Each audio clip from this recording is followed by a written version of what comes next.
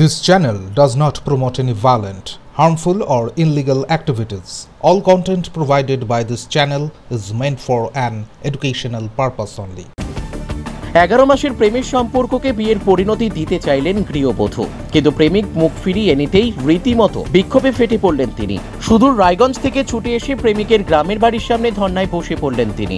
ঘটনাটি ঘটেছে শীতলকুচির বড়গদাই খোড়া গ্রামে। জানা গেছে, দিল্লিতে কাজ করতে গিয়ে ওই যুবকের সঙ্গে পরিচয় হয় গৃহবধূর। ধীরে ধীরে গড়ে ওঠে প্রেমের সম্পর্ক চলে দীর্ঘ 11 মাস।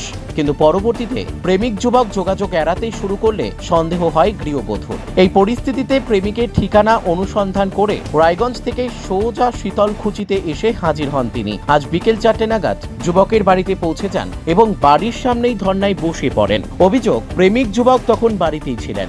গৃহবধূকে দেখেই দৌড়ে পালিয়ে যান তিনি। গৃহবধূ জানিয়েছেন, আমরা দিল্লিতে একসঙ্গে কাজ করতাম, ও আমাকে বিয়ের প্রতিশ্রুতি দিয়েছিল।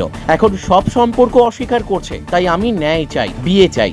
এই ঘটনাকে কেন্দ্র করে এলাকা জুড়ে চাঞ্চল্য ছড়িয়েছে। স্থানীয়রা বিষয়টি জানতে পেরে জড়ো হয়ে যান ওই যুবকের বাড়ির সামনে। ঘটনার খবর পেয়ে পুলিশও পৌঁছেছে এলাকায়। এই প্রেম কাহিনী শেষ পর্যন্ত কোন দিকে মোড় নেয় সেটাই এখন দেখার।